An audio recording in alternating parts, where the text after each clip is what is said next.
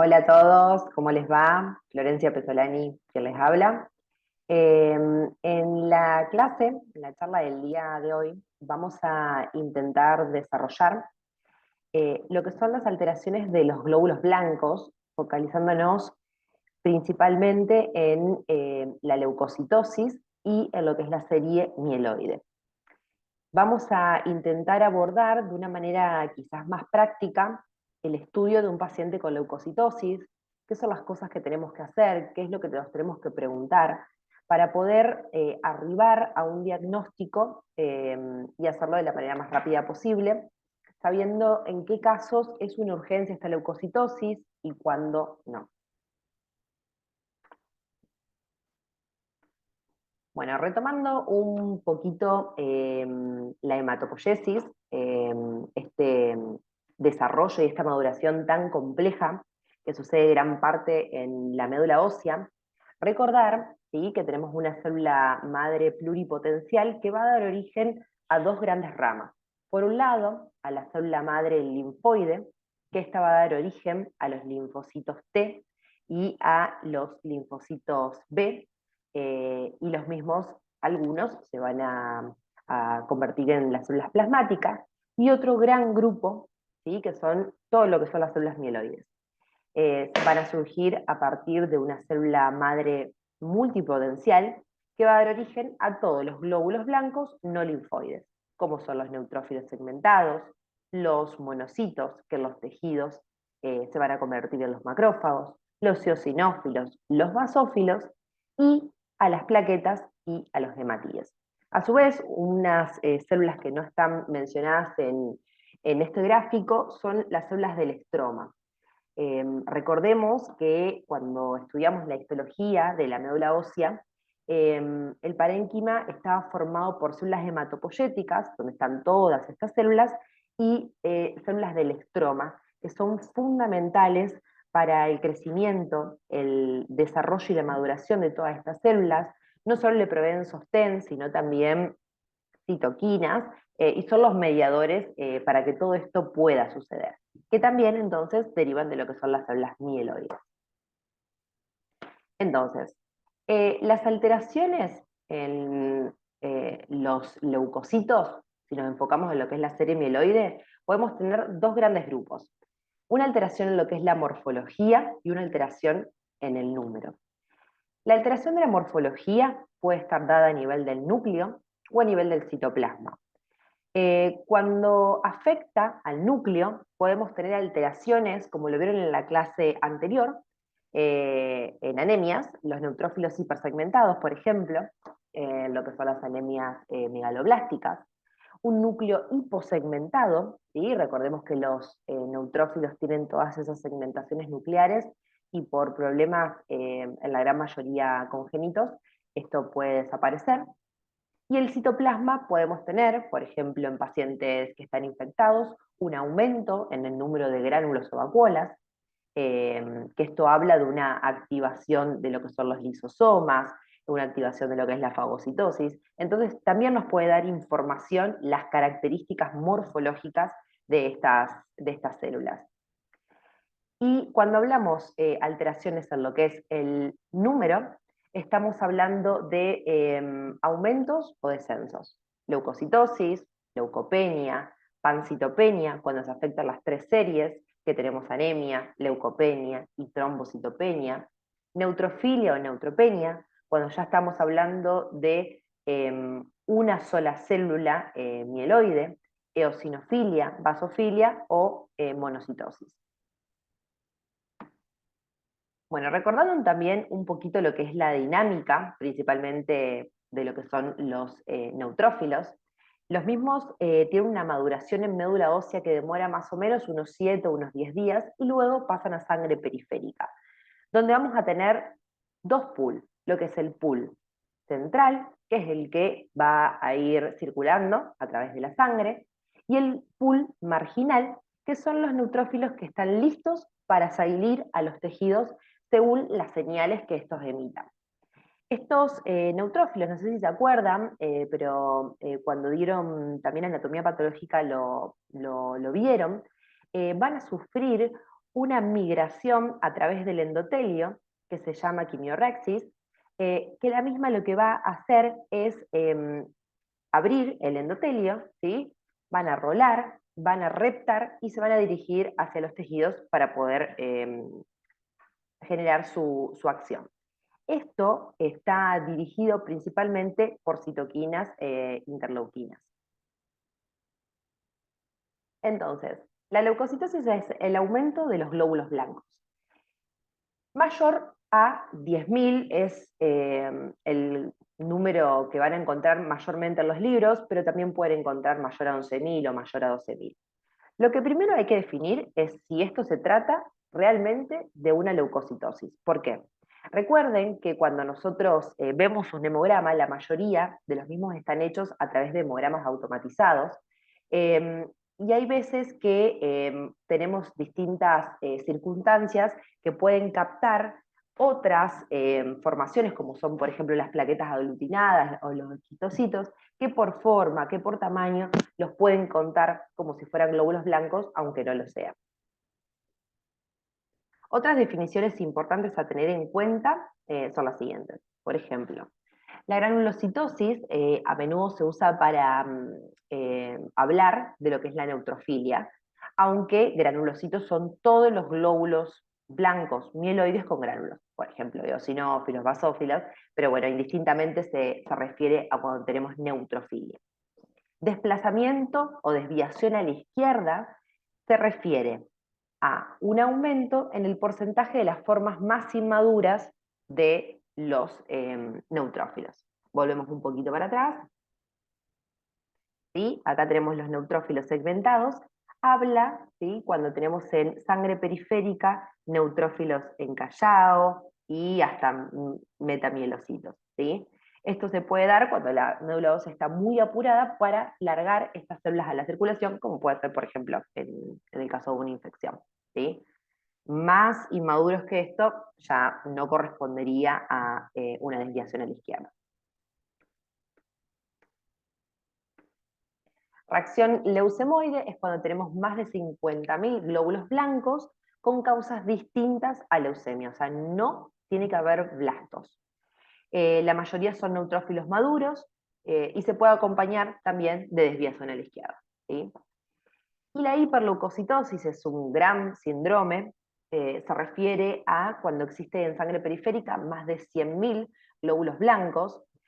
Hablo de síndrome porque se acompaña de signos y síntomas, más que nada de hiperviscosidad, de tener tantos glóbulos blancos en la sangre, genera este gran síndrome con grandes consecuencias clínicas.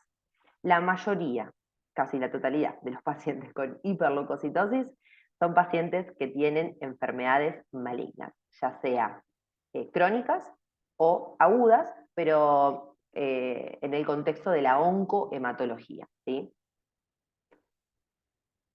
Bueno, ya definimos que el paciente entonces tiene leucocitosis, que no estamos hablando de una pseudoleucocitosis, para eso vamos a necesitar avanzar con un frotis de sangre periférica. Y lo primero que queremos definir, básicamente, es si el paciente tiene una hemopatía maligna o no, si estamos frente a algo maligno o no.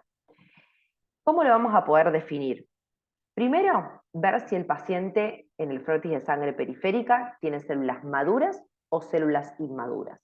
Cuando hablamos de madurez o inmadurez, básicamente estamos hablando ante la presencia de blastos o no. Y luego, el tercer paso que vamos a hacer es definir qué tipo de células están aumentadas, volviendo también a lo que es la hematopoiesis. ¿Son células mieloides o son células linfoides? Bueno, la neutrofilia también lo van a encontrar como un número mayor a 7.500 neutrófilos absolutos. Acá les recuerdo la morfología de los neutrófilos, ¿sí? Que son células de mediano tamaño, con núcleo segmentado, y fíjense que tiene un apolillado en su interior, que estos son los gránulos. Este, por ejemplo, tiene también una vacuola. Las causas de neutrofilia son todas estas, son un montón. Las más comunes o las que podemos ver de manera quizás más cotidiana en el consultorio son las neutrofilias fisiológicas, principalmente la del embarazo, que es muy común. Cuando estamos hablando de estas neutrofilias fisiológicas, estamos hablando de un número no tan alto de neutrófilos, ¿sí? Por ejemplo, una embarazada que venga con 15.000 glóbulos blancos, ¿sí? No así cuando estamos frente a un aumento quizás mucho mayor. Obviamente todo lo que son las infecciones, patologías inflamatorias como reumatológicas, y luego lo que son las neoplasias malignas, hematológicas, no hematológicas. Y otro gran grupo, ¿sí?, a determinar son las neutrofilias asociadas a fármacos, principalmente el glucocorticoide, que es algo que quizás en la práctica se utiliza muchísimo, principalmente en lo que son las guardias, y muchas veces el paciente no lo refiere, sino que hay que hacer un interrogatorio quizás más dirigido. Todo esto puede ocurrir por un aumento en la producción o por una migración disminuida de los tejidos. ¿Se acuerdan cuando veíamos la migración de los neutrófilos? Muchas veces lo que puede pasar es que los neutrófilos queden retenidos en los tejidos y no puedan hacer esa migración, entonces hay un aumento relativo.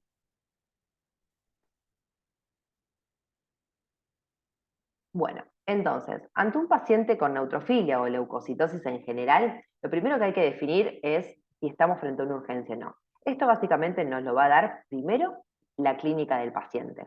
Cómo están sus otros valores de laboratorio, si tiene falla renal, si tiene falla hepática, ¿sí? Por otro lado, el frotis de sangre periférica nos va a orientar en si tiene elementos inmaduros o maduros. La presencia, obviamente, de elementos inmaduros nos habla de gravedad, ¿sí? No tan así la tasa y el aumento de esos glóbulos blancos, a excepción de que estemos frente, por ejemplo, a una reacción leucemoide o a una hiperleucocitosis.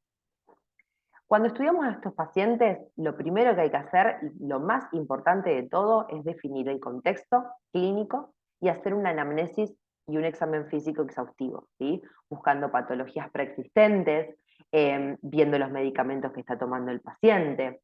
En el examen físico, definir si tiene signos de malignidad, por ejemplo, linfadenopatías, hepatoesplenomegalia cuando estamos buscando algo oncohematológico, ¿sí? Signos de infección cuando estamos pensando quizás en algo más séptico, ¿sí?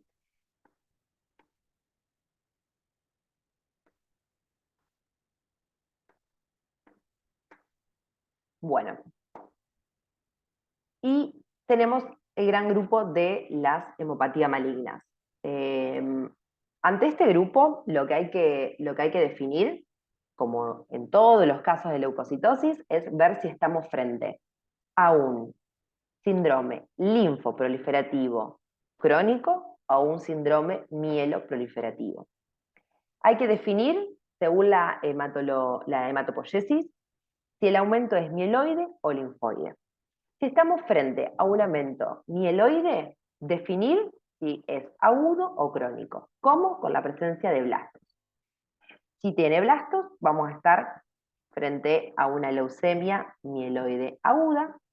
Si no tiene blastos, vamos a estar frente a un síndrome mieloproliferativo crónico, ¿sí? Cuando hablamos de síndrome, estamos hablando de un conjunto de signos y síntomas. Mieloide habla del origen de las células y proliferativo porque la alteración principalmente es en la desregulación, en la producción excesiva de estas células. ¿Cuáles son los síndromes mieloproliferativos crónicos? La policitemia vera, la trombocitosis esencial, la leucemia mieloide crónica y la mielofibrosis primaria. Acuérdense que cuando hablábamos de las células mieloides, yo también les comenté que estaban las células del estroma, ¿sí? Por eso esta patología está incluida acá.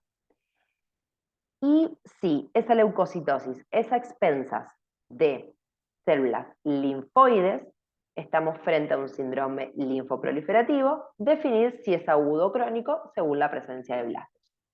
Si tenemos blastos, estamos frente a una leucemia linfoblástica aguda, y si no existen blastos, estamos frente a la presencia de un síndrome linfoproliferativo crónico.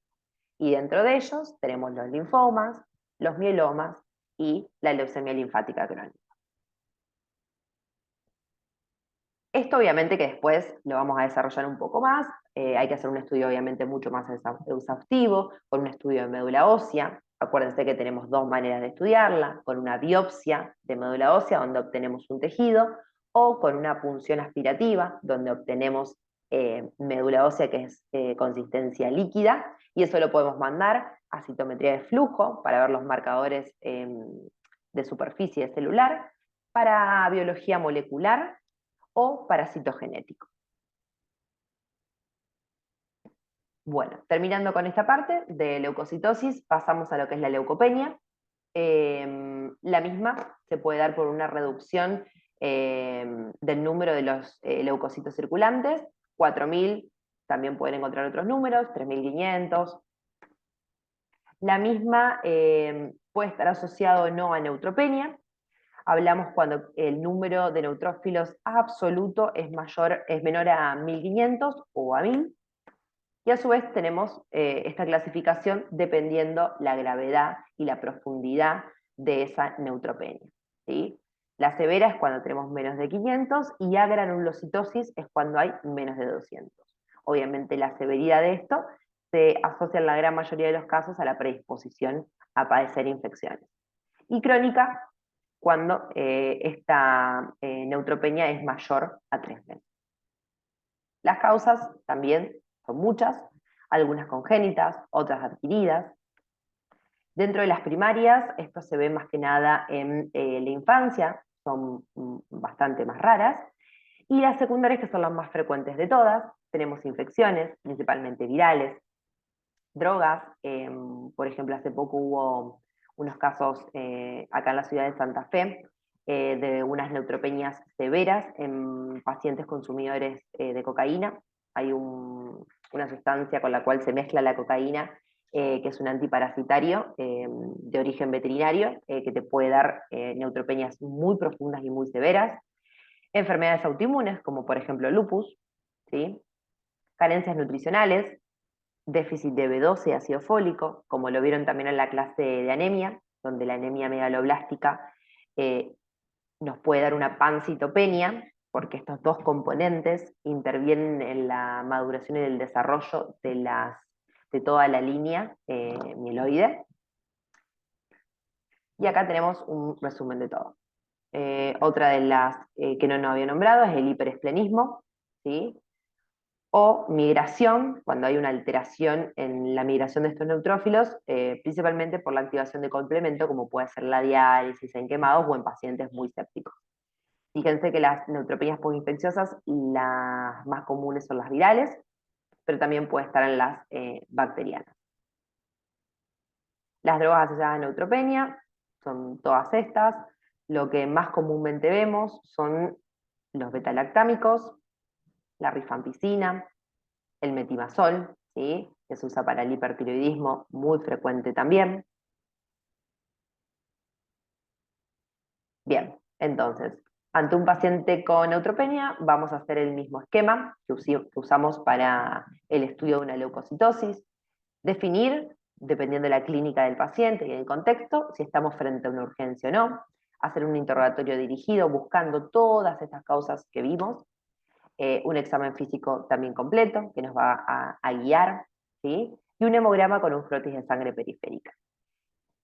Si el paciente tiene una pancitopenia o una visitopenia, si estamos frente a un compromiso sistémico donde no vemos algo infeccioso, bueno, ahí sí se podría pasar directamente al estudio de médula ósea. Pero hay que recordar que las causas de neutropenia lo más frecuente es que sean secundarias, a drogas, a infecciones, a patologías inflamatorias, ¿sí? Entonces primero buscar esto y si hay signos de alarma o esta neutropenia persiste y no resuelve, ¿sí? Ampliar el estudio de la parte hematológica. Bueno, los eosinófilos, que se los voy a mostrar acá, son estas células, estos granulocitos, también fíjense que tienen el mismo tamaño que un neutrófilo, que es este que está acá. Los mismos se caracterizan principalmente por tener gránulos que son más que nada de color anaranjado, y el núcleo suele ser bilobulado, o sea, suele tener la gran mayoría de los casos 2 lobulitos nomás. La eosinofilia también se puede clasificar según la gravedad. Lo más importante es la eosinofilia severa, porque se suele asociar a un cuadro que se llama hipereosinofilia, síndrome de hipereosinofilia, en donde hay una repercusión por tener tantos eosinófilos. ¿Se acuerdan que los eosinófilos tienen gránulos que dentro tiene sustancias que nos puede generar los síndromes de alergia, ¿sí? Eh, y estos pueden ser muy graves, nos pueden generar compromiso cardíaco, compromiso pulmonar, ¿sí? Y en la gran mayoría de los casos está asociado a infecciones por parásitos o por patologías también malignas, que puede ser algo paraneoplásico, o sea, secundario quizás a un tumor sólido o a una patología oncohematológica. Acá están obviamente todas las causas de hipereosinofilia, no olvidar todo lo que son los trastornos alérgicos, la hipersensibilidad por fármacos también es muy frecuente, enfermedades infecciosas, principalmente los helmintos, y trastornos neoplásicos, ¿sí? Síndrome hipereosinofílicos primarios es una patología oncohematológica muy rara, ¿sí? O los tumores sólidos, como les comenté anteriormente. Dentro de los trastornos inmunológicos, principalmente los autoinmunes, y muchas veces es completamente idiopático y no podemos encontrar la causa. Acá están los fármacos, también asociados. Y luego tenemos los basófilos. Fíjense que basófilos por lo general tenemos muy poquito en sangre periférica. Si nosotros vemos un frotis de un paciente que tiene glóbulos blancos valores normales, por lo general no vamos a ver ningún basófilo o a lo sumo veremos uno. Las causas también son múltiples. Cuando los basófilos están en aumento, por lo general más de 5%, tenemos que pensar en patologías oncohematológicas, principalmente los síndromes mieloproliferativos crónicos.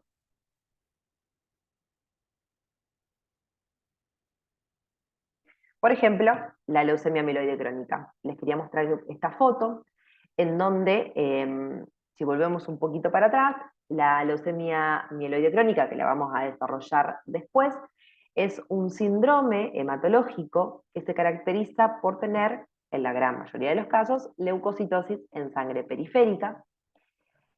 La misma es crónica, por ende, si bien podemos ver algún blasto en sangre periférica, el valor es bajo, y se asocia a la presencia de células inmaduras. Vamos a ver de los neutrófilos toda su desviación a la izquierda hacia los blastos. O sea, vamos a encontrar todos esos escalones de la maduración, ¿sí? Por ejemplo, acá los neutrófilos, los mielo, los metamielo, y acá los basófilos. Bueno, y los monocitos es algo bastante similar, las causas más frecuentes son infecciones principalmente virales, y también se asocia a patología oncohematológica, principalmente los síndromes mieloproliferativos crónicos. Bueno, en resumen de esta primera parte, entonces, siempre que tengamos leucocitosis, hay que preguntarnos, ¿qué serie está afectada? ¿La serie mieloide o la serie linfoide? ¿Estamos ante la presencia de blastos? Bueno, nos vamos a centrar en lo que es el síndrome mieloproliferativo agudo, leucemia mieloide aguda, o el síndrome linfoproliferativo agudo, que es la leucemia linfoblástica aguda. No tenemos blastos o tenemos la presencia de todo el linaje mieloide presente, bueno, estamos frente a un síndrome mieloproliferativo crónico. Y después veremos cuál es. Si policitemia vera, si trombocitosis esencial, si leucemia mieloide crónica o mielofibrosis primaria. Y si no hay blastos en la serie linfoide, estamos frente a la presencia de un síndrome linfoproliferativo crónico, sea leucemia linfática crónica, sea linfoma. Bueno, les quería traer este caso clínico, así no nos aburrimos. Esta es una chica de 15 años que fue derivada por su médico de cabecera por presentar mucha astenia, mucha debilidad, que se había desarrollado en las últimas semanas y se había profundizado en las últimas 48 horas. Al examen físico estaba muy pálida, tenía múltiples hematomas, tenía un mal aspecto general. Cuando el médico de la guardia ve el laboratorio, veía que tenía una anemia leve, una leucocitosis importante, una plaquetopenia leve, e informaba la presencia de células anormales. En el frotis de sangre periférica vemos esto. Acá lo que tenemos es la presencia de blastos. Entonces, esta leucocitosis es real y podemos definir entonces que estamos frente a la presencia de células inmaduras, por lo tanto, frente a alguna patología oncohematológica aguda. Veremos si es linfoide o si es mieloide. ¿Cómo definir si un paciente tiene blastos en sangre periférica o no? Frente a las características. Fíjense que estas células, a diferencia de las que yo les mostré antes, primero, tienen un tamaño más grande. Segundo, tienen una relación núcleo-citoplasma también mayor, tienen núcleos grandes y escaso citoplasma. En esta foto no se puede ver bien, pero el núcleo tiene lo que se llama cromatina laxa, ¿sí? Se ve como un apolillado, como lugarcitos donde todavía está blanco, o sea, no está muy condensado eso. Y eso es porque el ADN todavía está desarrollado, porque es una célula inmadura, está todavía en desarrollo. Y a su vez, como cuarto punto a buscar en estas células, son la presencia de los, acá está, nucleolos, acá se puede ver uno, acá podemos ver otro, ¿sí? Que también nos hablan de inmadurez. Si nosotros tenemos que decir cuántos blastos podemos llegar a encontrar en un paciente normal, sin leucemia en sangre periférica, la respuesta es ninguno. Normalmente no hay este tipo de células inmaduras en sangre periférica. Sí, obviamente las podemos encontrar en pacientes con leucemia o en algunos pacientes con un síndrome mieloproliferativo crónico. El número que ustedes van a ver quizás en los libros de más del 20%, habla de 20% en médula ósea. ¿Por qué es esto? Porque muchas veces no todas las leucemias agudas se presentan con leucocitosis. Si bien es la mayoría, muchas veces se pueden presentar con leucopenia, ¿sí? Entonces no vamos a llegar quizás a este porcentaje en sangre periférica. Pero bueno, lo importante es definir las características de estas células. El tamaño, la relación núcleo-citoplasma, la cromatina laxa y la presencia de nucleolos. Bueno, esta chica terminó teniendo una leucemia linfoblástica aguda. La leucemia linfoblástica aguda está muy asociada a lo que es la niñez, pero también hay que tener en cuenta que si bien el pico es en la adolescencia y la niñez, también hay otro pico aproximadamente a los 60 años. Estas enfermedades lo que van a hacer es ocupar la médula ósea por células inmaduras. La médula ósea se va a llenar de blastos, por ende todo el desarrollo y la maduración de las otras células, como son los glóbulos rojos, los otros glóbulos blancos y las plaquetas, va a estar disminuido e inclusive abolido. Por lo tanto, los síntomas que va a presentar el paciente va a ser por estas tres series. Por la anemia, un síndrome anémico importante. Por la no presencia de glóbulos blancos funcionantes que le estén circulando, porque son blastos, no funcionan, ¿sí? No nos defienden contra las infecciones, el paciente va a tener síntomas de infecciones. Puede tener fiebre, y a su vez el hecho de tener compromiso de la médula ósea hace que tengamos menor producción de plaquetas, entonces se va a manifestar también con sangrados. En los casos de la leucemia linfoblástica aguda, como deriva de los linfocitos, también puede presentar, por ejemplo, adenopatías o una masa mediastinal por compromiso de los ganglios también a nivel mediastino. Bueno, la clasificación es B-T, como los linfocitos, ¿sí? Obviamente, como hay más linfocitos B, también hay más leucemias y es lo más común tener una leucemia linfoblástica de tipo B. ¿Cómo hacemos el diagnóstico? Bueno, hasta ahora hicimos todo de sangre periférica, vimos esa leucocitosis, vimos el frotis de sangre periférica, vimos que tenía blastos, pero ¿cómo confirmamos 100% que el paciente tiene una leucemia aguda? La metodología diagnóstica se puede hacer o por sangre periférica, o sea, sacamos sangre periférica del paciente y la mandamos a analizar, o bien a través de una punción de médula ósea. En los adultos, como tenemos mayor cantidad de tejido hematopoyético en la cara ilíaca, se hace aquí. Por lo general se hace con anestesia local y con la agujita de punción, que después en alguna de las clases se las estaremos mostrando, y eso se manda a analizar. ¿A qué se manda? A citometría de flujo.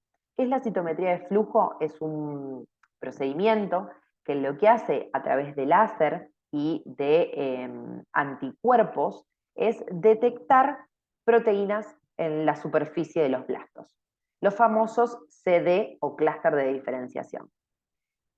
Si es una leucemia linfoblástica aguda va a tener determinados CDs, y si es una leucemia mieloide aguda va a tener otros CDs. Entonces, ¿de qué manera nosotros confirmamos que el paciente tiene una leucemia o la otra? A través de la citometría de flujo. Es muy difícil con un frotis de sangre periférica o mirando nosotros la médula ósea, o sea, un extendido de médula ósea al microscopio, poder definir qué tipo de leucemia tiene, porque los blastos son bastante similares, a excepción de algunas leucemias puntuales donde la morfología es muy característica y ya la vamos a poder definir como lo que es la leucemia mieloide aguda M3, que se caracteriza, por ejemplo, por tener un montón de gránulos. Otra de las cosas que hacemos con este procedimiento, con la punción aspiración de médula ósea, es el citogenético, o sea, vamos a mandar a analizar esos cromosomas, ver si hay alguna alteración. Y otro que no está acá es la biología molecular, que nos va a permitir detectar distintas proteínas. Por ejemplo, con la morfología, o sea, viendo la médula ósea en microscopio, acá tenemos la clasificación de las leucemias linfáticas agudas, L1, L2, L3, dependiendo de las características de los blastos. La citometría de flujo, que es lo que yo les comenté anteriormente, que dependiendo de las proteínas de superficie, vamos a poder caracterizar en clúster de diferenciación y en así distintos tipos de leucemias agudas. No solamente nos va a poder definir si es una leucemia linfoblástica aguda o mieloide aguda, sino el tipo. Cuando lleguemos ahora un poquito más adelante, en las leucemias mieloides agudas, tenemos de la M0 a la M7. Bueno, todos esos se puede caracterizar también con la citometría de flujo. Y el citogenético, que tenemos principalmente el cariotipo. La leucemia mieloide aguda, quizás es la más conocida en los adultos, también tiene dos picos de incidencia. Se va a manifestar de una manera muy similar, con un síndrome anémico, por hemorragias, y esta, además de tener leucocitosis, muchas veces se puede manifestar con neutropenias. Por infiltración, a veces tienen compromisos de encías o inclusive de la piel, acá les dejo unas fotitos, tienen hipertrofia gingival, tienen como unos tumorcitos eritematosos en lo que es la piel, acá hay otro. Y bueno, esto no es para que lo sepan, pero es para que vean la clasificación nueva, ¿sí?, de las leucemias mieloides agudas, donde hoy tanto no nos basamos en la morfología, que es esta, lo que les comenté anteriormente, sino que nos basamos en las alteraciones genéticas y las alteraciones moleculares, más que nada porque van a definir no solo pronóstico, sino también tratamiento. Hoy en día, el citogenético y la biología molecular nos permiten dividir a los pacientes en distintos riesgos. Cada uno de estos riesgos puede tener un tratamiento distinto, va a definir si el paciente va a ir a un trasplante de médula ósea o no. Y lo que es la biología molecular, esas alteraciones en las distintas proteínas de los blastos, nos va a permitir, también nuevo hoy en día, usar fármacos y quimioterapias dirigidas de manera target, significa, con esa alteración. Esto la verdad que es muy nuevo, entonces hoy en día, como el citogenético y la biología molecular nos definen el tratamiento, también definen esta clasificación. Pero la realidad es que no se la tienen que saber, es solamente de manera informativa. Bien, y el tratamiento de las leucemias agudas, de manera general, podemos decir que tiene tres partes. una fase de inducción, que por lo general son quimioterapias más intensivas, una fase de consolidación y una fase de mantenimiento, cada una con drogas distintas, con intervalos distintos entre una droga y otra. Por eso no creo que sea relevante que se lo tengan que saber, y además porque va cambiando año a año con todas estas incorporaciones nuevas en lo que es genética y en biología molecular. Creo que lo más importante a tener en cuenta en el tratamiento de las leucemias agudas es el tratamiento de sostén. Recordar que estos pacientes no van a producir glóbulos rojos, entonces tienen altos requerimientos de transfusiones. Si bien tienen leucocitosis, es a expensas de blastos, que son células que no funcionan, entonces son pacientes severamente inmunodeprimidos. Y por otro lado, se suelen asociar a disminución del nivel de las plaquetas con el riesgo a sangrado que tienen, ¿sí? Por lo tanto, requieren una transfusión, transfusiones de plaquetas también muy frecuentemente.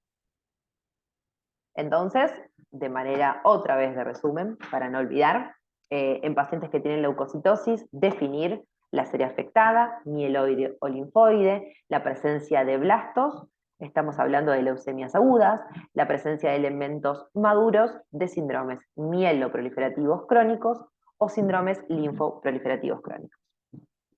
Bueno, la idea es poder desarrollar esto un poco más en el próximo taller presencial. Así que, bueno, cualquier cosa o duda que tengan, debe estar mi mail por ahí. Me escriben, no tengo ningún inconveniente. A disposición. Hasta luego.